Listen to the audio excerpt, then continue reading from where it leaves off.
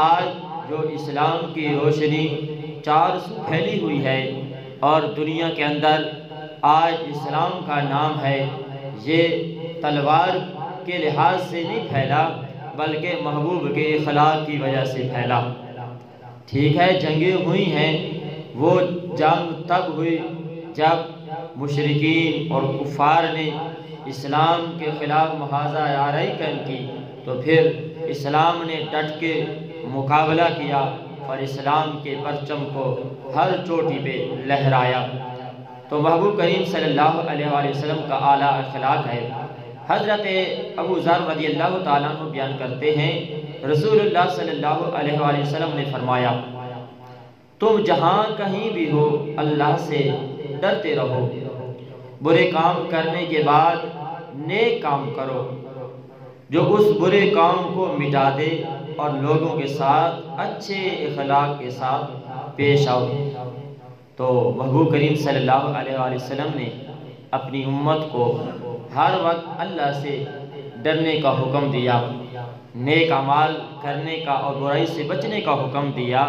فرمایا اگر انسان ہے غلطی سرزد ہو جاتی ہے، گناہ کر بیٹھتا ہے، تو پھر توبہ کرے اور گناہ کے بعد نیکی کرے تاکہ وہ نیکی سابقہ گناہ کو مٹا دے۔ فرمایا لوگوں کے ساتھ اچھے اخلاق کے ساتھ پیش آؤ۔ دوسری حدیث مبارکہ حضرت ابو درداء رضی اللہ تعالیٰ عنہ بیان کرتے ہیں، رسول اللہ صلی اللہ علیہ وآلہ وسلم نے فرمایا قیامت کے دن مومن کے میزان میں اخلاق سے بڑھ کر کوئی چیز نہیں ہوگی، اور اللہ تعالیٰ بد اخلاق سے بغض رکھتا ہے، بد اخلاق کو اللہ ناپسند کرتا ہے۔ فرمایا کل بروز قیامت جو میزان ترازو پہ ناپا جائے گا تو اعلیٰ اخلاق کی وجہ سے یہ وزنی ہوگا۔ تو اس لحاظ سے اللہ رب العزت ہمیں اعلیٰ اخلاق، اعلیٰ گفتار، اعلیٰ سوچ، اعلیٰ فکر عطا فرمائے۔ اور تیسری حدیث مبارکہ یہ بھی حضرت ابو درداء رضی اللہ تعالیٰ عنہ سے ہے، فرماتے ہیں میں نے نبی کریم صلی اللہ علیہ وآلہ وسلم کو یہ فرماتے ہوئے سنا کہ اچھا اخلاق سے زیادہ وزنی کوئی چیز میزان میں نہیں رکھی جائے گی، اور فرمایا اچھے اخلاق والا نمازیوں اور روزہ داروں کے درجے کو پا لیتا ہے۔ فرمایا اچھا اخلاق اتنا ہے کہ وہ کوئی ایک روزہ رکھے ہوئے ہے، دوسرا نمازیں پڑھنے والا ہے، یہ اچھے اخلاق والے کو اتنا ثواب ملتا ہے گویا کہ اس نے روزہ رکھا ہوا ہے، گویا کہ اس نے نماز پڑھی ہے۔ تو کتنا بڑا درجہ اور ثواب ہے اچھے اخلاق کی۔ حضرت ابو ہریرہ رضی اللہ تعالیٰ عنہ بیان کرتے ہیں رسول اللہ صلی اللہ علیہ وآلہ وسلم سے سوال کیا گیا وہ کون سا کام ہے کہ جس کی وجہ سے زیادہ لوگ جنت میں داخل ہوں گے؟ آپ نے فرمایا اللہ سے ڈرنا، تقوی اختیار کرنا۔ فرمایا اچھا اخلاق، اور آپ سے سوال کیا گیا وہ کون سا کام ہے جس کی وجہ سے زیادہ لوگ دوزخ میں جائیں گے؟ آپ نے فرمایا منہ اور شرمگاہ، یعنی منہ سے بدگوئی کرے گا، کسی کو گالی نکالے گا، کسی کی غیبت کرے گا، کسی کو برے نام سے پکارے گا، تکلیف دے گا، تو منہ کی وجہ سے وہ دوزخ میں جائے گا، ایک سبب۔ دوسرا فرمایا شرمگاہ، یعنی بدفعلی کرے گا، شرمگاہ کی حفاظت نہیں کرے گا، اس کا غلط استعمال۔ تو یہ دو چیزیں ہیں جو جہنم کے جانے کا سبب ہے، اور انہی دو چیزوں کے بارے میں رب کے حبیب نے فرمایا جو ان دونوں کی ضمانت دے دے، یعنی زبان اور شرمگاہ کی، فرمایا میں اسے جنت کی ضمانت دیتا ہوں۔ تو اللہ رب العزت ہمیں اچھے اخلاق، اچھے اعمال کی توفیق عنایت فرمائے۔ حضرت عبداللہ بن مبارک نے خلق حسن یعنی اچھے اخلاق کی یہ تعریف کی ہے کہ لوگوں سے ہنستے ہوئے، مسکراتے ہوئے، خندہ پیشانی سے ملنا، نیکی کو پھیلانا اور برے کاموں سے باز رکھنا، اس کو اچھا اخلاق کہتے ہیں۔ جب بات ہو رہی ہے کہ اچھے اخلاق والے کے اعمال بھاری ہوں گے، میزان کا ترازو وزنی ہوگا اچھے اعمال سے، تو پھر وہ اچھا اخلاق ہے کیا؟ فرمایا اچھا اخلاق ہے کہ جب بندہ کسی سے ملے خندہ پیشانی سے، کھلے چہرے ملے اور کھلے سینے ملے، دل میں بغض نہ رکھے، چہرے پہ اس کے واٹ نہ ہو، مروڑ نہ ہو، چہرے پہ سختی نہ ہو، چہرہ بھی حشاش ہو، مہکتا ہوا ہو، دل بھی صاف ہو، اس لحاظ سے ملے، اس کو اچھے اخلاق کہتے ہیں۔ فرمایا وہ نیک عمل کرے، اچھے عمل کرے، برائی سے باز آئے، نیکی کو پھیلانے والا ہو، برے کاموں کو روکنے والا ہو، اس کو اچھا اخلاق کہتے ہیں۔ تو اللہ رب العزت اس کی توفیق عنایت فرمائے۔ حضرت جابر رضی اللہ تعالیٰ عنہ بیان کرتے ہیں، رسول اللہ صلی اللہ علیہ وآلہ وسلم نے فرمایا قیامت کے دن مجھے تم میں سب سے زیادہ محبوب اور میری مجلس کے سب سے زیادہ قریب وہ شخص ہوگا جس کے اخلاق تم میں سب سے زیادہ اچھے ہوں گے، اور قیامت کے دن میرے نزدیک تم میں سے زیادہ مبغوض اور میری مجلس سے سب سے زیادہ دور وہ شخص ہوگا جو متکبر ہوگا۔ دیکھیں، ہر بندے کی خواہش ہے کہ اسے قرب مصطفیٰ صلی اللہ علیہ وآلہ وسلم، محبوب کریم صلی اللہ علیہ وسلم کی رفاقت، محبوب کی مجلس، محبوب کی صحبت، آخرت میں محبوب کا سایہ نصیب ہو جائے۔ تو فرمایا میرے قریب وہ ہوگا جو اچھے اخلاق والا ہوگا، اچھے کردار والا ہوگا، پیار اور محبت والا ہوگا، اور فرمایا میرے سے دور، فرمایا وہ ہوگا میری مجلس سے، میری صحبت سے دور وہ بندہ ہوگا، فرمایا کہ جو زیادہ برے اخلاق والا ہے، اور فرمایا متکبر جو بندہ ہے، تکبر کہ میں تو فلاں ہوں، تو تکبر اللہ رب العزت کو بالکل پسند نہیں ہے کہ ہاتھ بھی ملائے تو ایسے ملائے۔ تو اس لحاظ سے تو تکبر بھی ہے جس نے عزازیل خوار کرد، عزازیل یہ وہ شیطان ہے، یعنی شیطان کو جس چیز نے جہنم میں پہنچایا وہ تکبر ہی تھا کہ میں انا خلقتہم من نار و خلقتہم من طین، میں کیوں سجدہ کروں، میں کیوں جھکوں، یہ تو مٹی سے ہے، یہ تو گھٹیا ہے، میں اعلیٰ ہوں، میں تو آگ سے بنا ہوں، آگ کے عالم میں شعلے اوپر اٹھتے ہیں، وہ نیچے تو نہیں جاتے۔ وہ ابلیس جس کو آج ہم شیطان کہتے ہیں، لوگوں پہ برائی کی طرف ممائل کرتا ہے، اس کا پہلا گناہ اور کفر پہ جانے کا سبب بھی یہی تکبر تھا، یہی عناد تھی، یہی غرور اور تکبر تھا۔ مولا میں اس مٹی سے بنے ہوئے پتلے کو کیوں سجدہ کروں؟ تو اللہ رب العزت نے فرمایا فَخْرُجْ إِنَّكَ رَجِيمٌ وَإِنَّ عَلَيْكَ اللَّعْنَةِ إِلَىٰ يَوْمِ الدِّينِ۔ تو اس لحاظ سے اللہ رب العزت اور اس کے پیارے حبیب صلی اللہ علیہ وآلہ وسلم کو ہر حال میں عاجزی، انکساری، رواداری، اچھا اخلاق پسند ہے، اللہ کو بھی تکبر پسند نہیں۔ رب کے حبیب صلی اللہ علیہ وآلہ وسلم کو بھی تکبر پسند نہیں ہے۔ وہ فتح مکہ کا جشن تھا، محبوب کریم صلی اللہ علیہ وسلم کی پیٹھ بالکل جھکی ہوئی تھی۔ آج تو مکہ فتح ہوا تھا، کتنا بڑا دن تھا، محبوب سارے نبیوں کے سرور اور سردار اور تمام انبیاء کے امام الانبیاء، اتنے مقام پہ فیض ہونے کے باوجود بھی اپنے سر اور پیٹھ کو جھکائے ہوئے تھے۔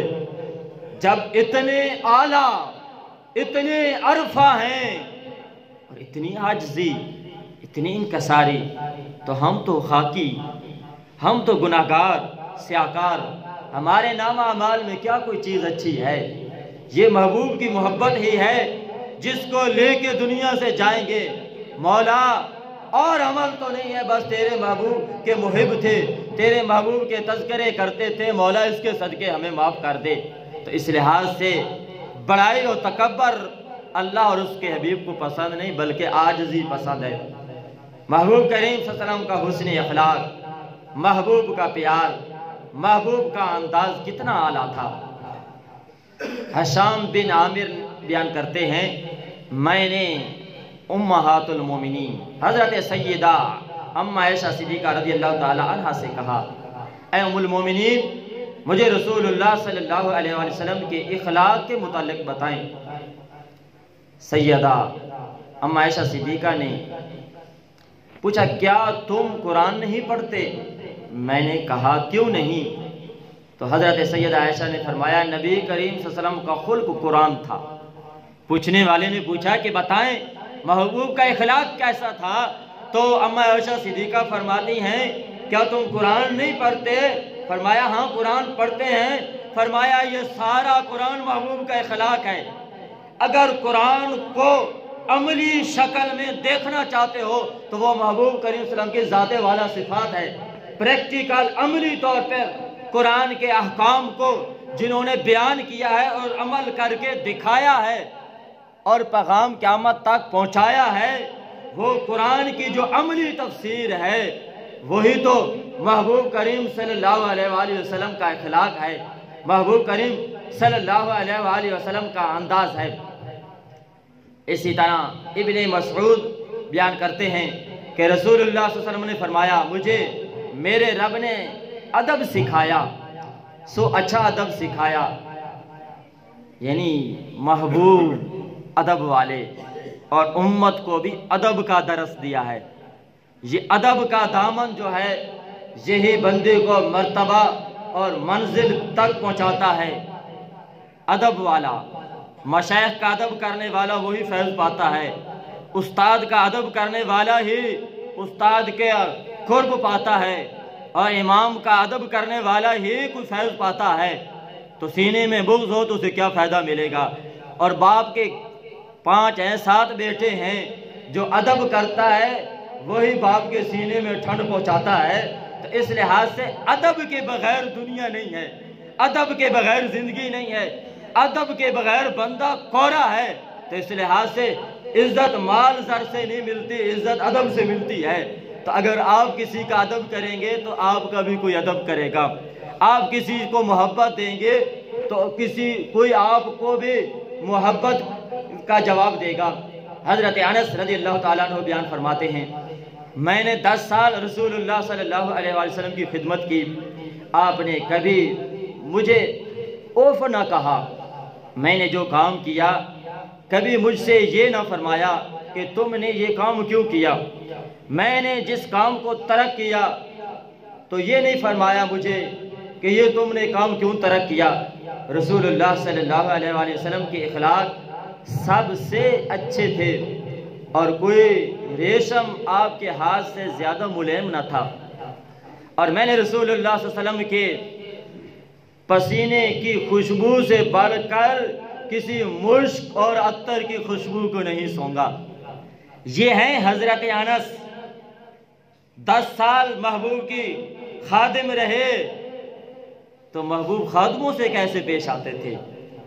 تو حضرت انس فرماتے ہیں، میں اگر کوئی کام کرتا اور ایسا کام جو محبوب کو نہ پسند ہوتا تو پھر بھی محبوب غصہ نہیں کرتے، محبوب ڈانٹتے نہیں، محبوب پھر بھی مسکراتے تھے۔ اچھا اخلاق یہ محبوب کا تھا۔ محبوب نے کبھی مجھے ڈانٹا نہیں، کبھی مارا نہیں، کبھی کسی کام کی وجہ سے مجھے روکا نہیں کہ یہ کام تو نے کیوں نہیں کیا یا تو نے کیا کیوں نہیں۔ اس لحاظ سے اور محبوب کریم صلی اللہ علیہ وسلم کے بڑے پیارے ہاتھ تھے، بڑے ملائم ہاتھ تھے، اور محبوب کریم صلی اللہ علیہ وسلم کا جو پسینہ تھا فرمایا ایسا پسینہ تھا، ایسی پسینے سے خوشبو آتی تھی، دنیا جہان میں اس پسینے کی خوشبو کے برابر کوئی خوشبو نہ تھی۔ دیکھیں ہمارے آقا و مولا صلی اللہ علیہ وآلہ وسلم کتنے اچھے اخلاق والے، کتنی محبتوں والے۔ حضرت اما عائشہ صدیقہ بیان کرتی ہیں، رسول اللہ صلی اللہ علیہ وسلم نے طبعاً فحش گوئی، فحش گفتار تھے، نہ تکلفاً، نہ بازار میں بلند آواز سے باتیں کرتے تھے، نہ برائی کا جواب برائی سے دیتے تھے، لیکن معاف کرتے اور درگزر کرتے تھے۔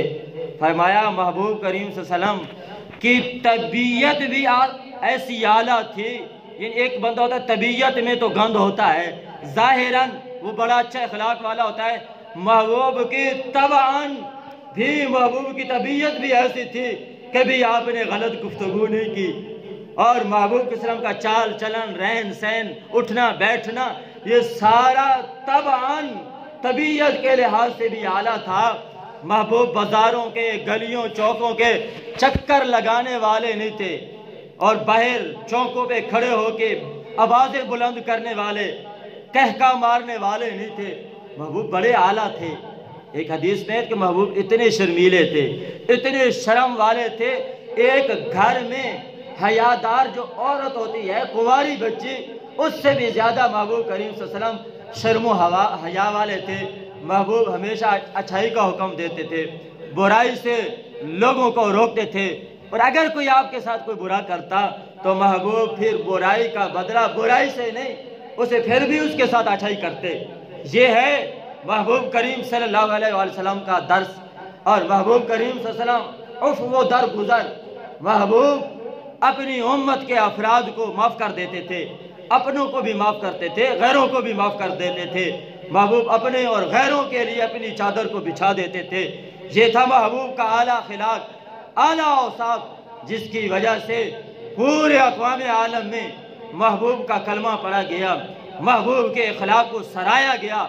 آج یہ جو علم اور اسلام کی روشنی ہے، یہ محبوب کریم صلی اللہ علیہ وآلہ وسلم کا اعلیٰ ہی اختیار ہے اور اعلیٰ ہی گفتار ہے۔ حضرت ام عائشہ صدیقہ رضی اللہ تعالیٰ عنہ بیان کرتی ہیں، میں نے رسول اللہ صلی اللہ علیہ وسلم کو کبھی کسی ظلم کا بدلہ لیتے ہوئے نہیں دیکھا جب تک کہ اللہ کے محارم اور اس کی حدود میں سے کسی حد کو نہ توڑا جاتا۔ جب اللہ کے محارم میں کسی چیز کو پامال کیا جاتا تو فرمایا پھر وہ اس پر حد قائم کرتے، یعنی ویسے اپنی ذات کے لحاظ سے کسی سے بدلہ نہیں لیتے، کوئی ظلم بھی کرتا پھر بھی محبوب معاف کر دیتے۔ وہ طائف والا واقعہ بڑا مشہور ہے کہ طائف والے نے پتھر بھی مارے، لہو لہان بھی کر دیا، محبوب نے پھر بھی معاف کر دیا۔ تو محبوب ہاں اس کو سزا دیتے تھے جو شریعت کی حد کو توڑتا تھا، جو شریعت کے لحاظ سے بغاوت کرتا تھا یا حد توڑتا تھا، تو اس پہ وہ حد محبوب کریم صلی اللہ علیہ وآلہ وسلم اس حد کو لگاتے تھے۔ حضرت حسین بن علی رضی اللہ تعالیٰ عنہ بیان کرتے ہیں، میں نے اپنے والد سے رسول اللہ صلی اللہ علیہ وسلم کے اپنے ہم نشینوں کے ساتھ سیرت کے متعلق سوال کیا تو رسول اللہ صلی اللہ علیہ وسلم کے چہرے پہ ہمیشہ بشاشت رہتی تھی۔ محبوب کا چہرہ ہمیشہ حشاش رہتا تھا، چہرے پہ سختی نہیں تھی، چہرے کا رنگ سرخ نہیں ہوتا تھا، سختی نہیں ہوتی تھی۔ محبوب کا ہر وقت چہرہ مسکراتا ہوا ہی نظر آتا تھا، اور آپ بہت نرم مزاج تھے، بہت پیارے نرم مزاج، خوش گوئی، اچھے بولنے والے تھے۔ آپ سے بات کرنا بہت سہل تھا، بہت آسان تھا۔ جو بھی آتا، یہ نہیں کہ گیٹ پہ کوئی کھڑا ہے نہیں تو نہیں مل سکتا، جو بھی آتا براہ راست محبوب کے قدموں میں پہنچ جاتا، محبوب سے ملاقات کرتا۔ محبوب ہر اعلیٰ اور ہر ادنا کی گفتگو سنتے۔ اگر مدینہ کی وہ جس کو لوگ یعنی پاگل جانتے عورت، اگر وہ بھی محبوب کو اشارہ کرتی محبوب میری بات سنیں، محبوب اس کی بات سننے کے لیے بھی کھڑے ہو جاتے، اس کے قریب چلے جاتے اور کافی دیر تک کھڑے رہتے اور ان کی گفتگو سنتے۔ ایک مرتبہ حضرت عمر بن خطاب نے عرض کیا، یا رسول اللہ صلی اللہ علیہ وسلم، آپ ایسی عورت کی گفتگو سنتے ہیں جن کی کوئی نہیں سنتا، یہ تو ویسی ہے، یعنی یہ تو پاگل ہے۔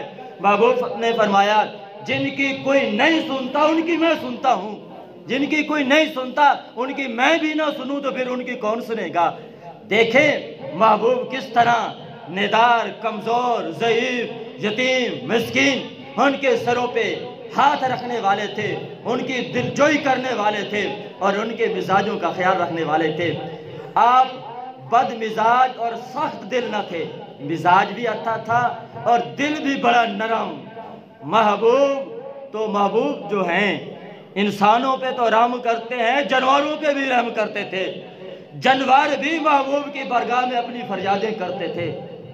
آج ہم ہیں، نہ ہم انسانوں کو معاف کرتے ہیں نہ جانوروں کو معاف کرتے ہیں۔ آج یہ جو قتل و غارت کا بازار گرم ہے، یعنی پتہ بھی نہیں چلتا کہ کسی انسان کو مارا ہے، بس تو نے مجھے جواب کیوں دیا یا تو نے یہ بات کیوں کی، عفو درگزار والا تو سلسلہ ہے ہی نہیں۔ بس پھیر مارا اور اسے مار دیا۔ جب اس کی گہرائی میں گئے تو پتہ چلا جب ہم اللہ کی مخلوق پہ رحم نہیں کرتے پھر ہمارے دل سخت ہو جاتے ہیں۔ آج مجمع میں بیٹھے ہوئے ہم میں کتنے ہیں جو جانوروں پہ ظلم کرتے ہیں، پرندوں پہ ظلم کرتے ہیں، مرغوں کو، ایسی مخلوق جس کے پاس زبان نہیں ہے وہ کیا بیان کرے؟ یعنی اپنی لذت 4 ٹکوں کی خاطر مرغ کو وہ بغل میں دبایا اور پیڑ میں لایا۔ یار یہی اگر تیرے بچے کو کوئی چھریاں مارے تو تیرے سینے پہ کس طرح چلیں گی؟ یہی وجہ ہے آج اگر آپ اس چیز سے توبہ کریں، مرغے رکھنے، یہ چیزیں رکھنی گناہ نہیں، لیکن ان پہ ظلم کرنا یہ حرام ہے۔ پھر نماز کوئی قبول نہیں ہے، روزہ حج قبول نہیں ہے۔ جب تم مخلوق پہ رحم نہیں کرو گے پھر عرش والا تم پہ کس طرح رحم کرے گا؟ چھوٹی سی چھوٹی چیز پہ رحم کرو۔ تو اس لیے محبوب نے تو ہمیں رحم کا درس دیا ہے۔ محبوب نے تو فرمایا جانور رکھا ہے تو اس کی بھوک پیاس کا بھی خیال رکھو، یہ نہ ہو کہ وہ بھوکا رہے۔ وہ ایک عورت جو بڑی آبدہ زاہدہ تھی تو وہ جہنم میں چلی گئی، سبب یہ تھا اس نے بلی کو باندھا اور بلی بھوک پیاس کی وجہ سے مر گئی۔ یعنی اس بلی کو لڑایا نہیں، زخمی نہیں کیا، فقط اس کی غفلت کی وجہ سے بلی مر گئی بھوکی پیاسی، تو جہنم جانا پڑا۔ اور ایک فاحشہ بدکارہ عورت تھی، بدکارہ برائی کرنے والی عورت تھی، اس نے